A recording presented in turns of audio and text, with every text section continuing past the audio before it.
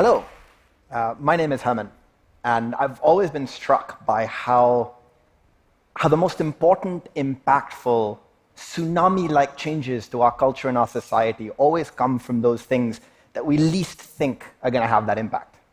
I mean, as a computer scientist, I remember when Facebook was just image sharing in dorm rooms, and depending upon who you ask, it's now involved in toppling elections. I remember when cryptocurrency or automated trading were sort of ideas by a few renegades in the financial institutions in the world for automated trading or online for cryptocurrency. And they're now coming to quickly shape the way that we operate. And I think each of you can recall that moment where one of these ideas felt like some ignorable, derisive thing, and suddenly, oh crap, the price of Bitcoin is what it is, or oh crap, guess who's been elected? The reality is that, from my perspective, I think that we're about to encounter that again.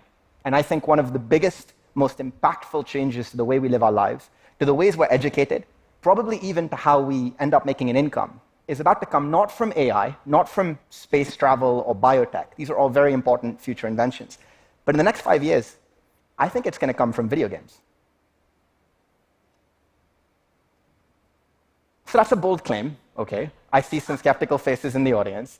But if we take a moment to try to look at what video games are already becoming in our lives today, and what just a little bit of technological advancement is about to create, it starts to become more of an inevitability. And I think the possibilities are quite electrifying. So let's just take a moment to think about scale. I mean, there's already 2.6 billion people who play games. And the reality is that's a billion more than 5 years ago. A billion more people in that time. No religion, no media, nothing has spread like that. And there's likely to be a billion more when Africa and India gain the infrastructure to sort of fully realize the possibilities of gaming. But what I find really special is, and this often shocks a lot of people, is that the average age of a gamer, like have a guess, think about it. It's not 6, it's not 18, it's not 12. It's 34. It's older than me. And that tells us something, that this isn't entertainment for children anymore. This is already a medium like literature or anything else that's becoming a fundamental part of our lives. One stat I like is that people who generally picked up gaming in the last sort of 15, 20 years generally don't stop. Something changed in the way that this medium is organized.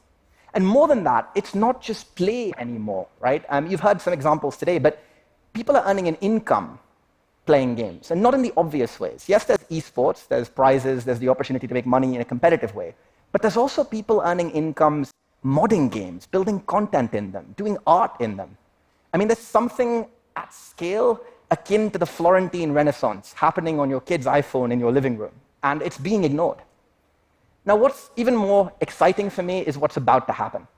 And when you think about gaming, you're probably already imagining that it features these massive infinite worlds. But the truth is, games have been deeply limited for a very long time in a way that kind of we in the industry have tried very hard to sort of cover up with as much trickery as possible. Like the metaphor I like to use, if you let me geek out for a moment, is the notion of a theater. For the last 10 years, games have massively advanced the visual effects, the physical immersion, the front end of games. But behind the scenes, the actual experiential reality of a game world has remained woefully limited. I just want to put that in perspective for a moment. Like, I could leave this theater right now. I could do some graffiti, get in a fight, fall in love. I might actually do all of those things after this. But the point is that all of that would have consequence. It would ripple through reality. All of you could interact with that at the same time. It would be persistent. And those are very important qualities to what makes the real world, well, real. Now, behind the scenes in games, we've had a limit for a very long time. And the limit is behind the visuals. The actual information being exchanged between players or entities in a single game world has been deeply bounded by the fact that games mostly take place on a single server or a single machine. Even the world of Warcraft is actually thousands of smaller worlds. When you hear about concerts in Fortnite, you're actually hearing about thousands of small concerts, individual, as was said earlier today, campfires or couches. There isn't really this possibility to bring it all together. So let's take a moment to just really understand what that means. When you look at a game, you might see this. You might see beautiful visuals, all of these things happening in front of you. But behind the scenes in an online game, this is what it looks like. To a computer scientist, all you see is just a little bit of information being exchanged by a tiny handful of meaningful entities or objects.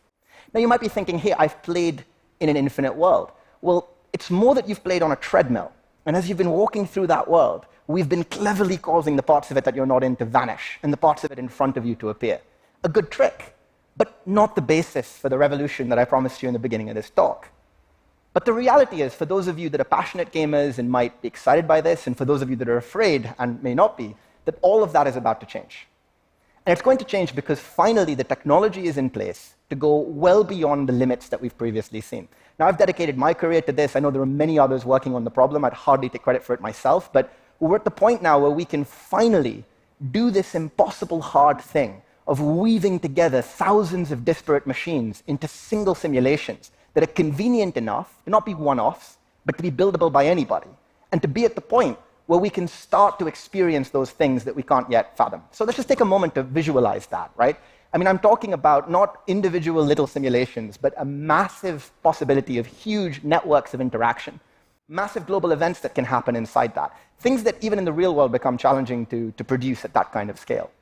And I know some of you are gamers, so I'm going to show you some footage of some things that I'm pretty sure I'm allowed to do from some of our partners. Ted and me had a back and forth on this. And these are a few things that not many people have seen before. And these are some new experiences powered by this type of technology. So I'll just give a moment to show you some of this stuff. This is a single game world with thousands of simultaneous people participating in a conflict. It also has its own ecosystem, its own sense of predator and prey. Every single object you see here is simulated in some way. This is a game being built by one of the biggest companies in the world, NetEase, huge Chinese company. And they've made a persistent creative simulation where groups of players can co-create together across multiple devices in a world that doesn't vanish when you're done. It's a place to tell stories and have adventure. I mean, even the weather is simulated. And that's kind of awesome. And this is my personal favorite. And this is a group of people, pioneers in Berlin, a group called Clang Games. And they're completely insane. And they'll love me for saying that.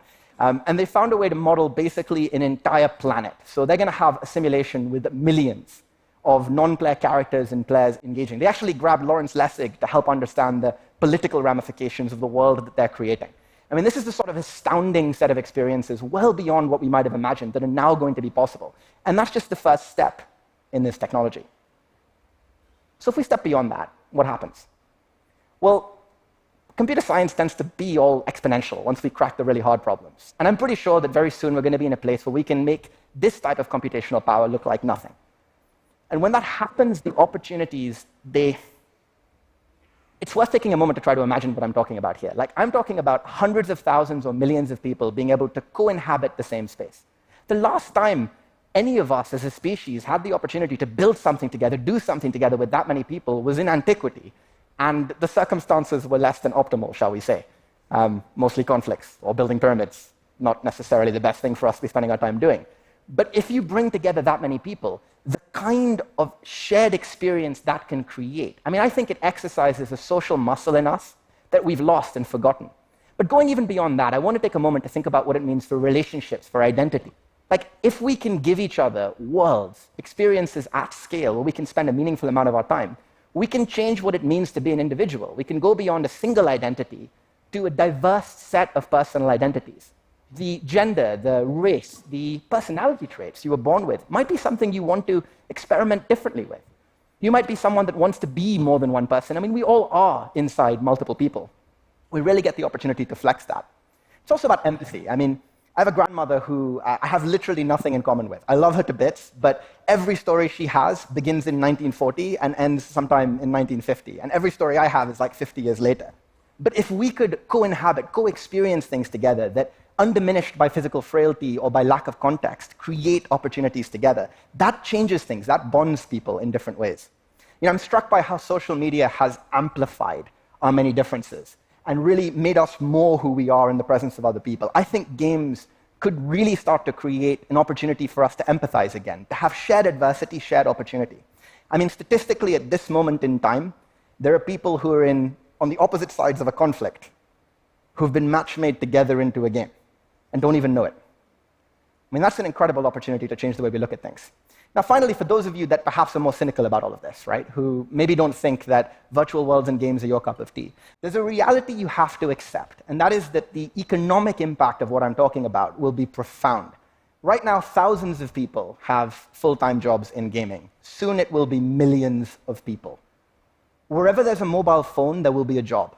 an opportunity for something that is creative and rich and gives you an income no matter what country you're in, no matter what skills or opportunities you might think you have. Probably the first dollar most kids born today make might be in a game. That'll be the new paper route. That'll be the new opportunity for an income at the earliest time in your life. So I kind of want to end with almost a plea, really, more than thoughts, a sense of, I think, how we need to face this new opportunity a little differently to some that we have in the past. I mean, it's so hypocritical for yet another technologist to stand up on stage and say, the future will be great, technology will fix it. And the reality is this is going to have downsides. But those downsides will only be amplified if we approach once again with cynicism and derision the opportunities that this presents. The worst thing that we could possibly do is let the same 4 or 5 companies end up dominating yet another adjacent space. Because they're not just going to define how and who makes money from this. The reality is we're now talking about defining how we think, what the rules are around identity and collaboration, the rules of the world we live in. This has got to be something we all own, we all co-create. So my final plea is really to those engineers, those scientists, those artists in the audience today. Maybe some of you dreamed of working on space travel. The reality is there are worlds you can build right here, right now, that can transform people's lives. There are still huge technological frontiers that need to be overcome here, akin to those we faced when building the early internet. All the technology behind virtual worlds is different.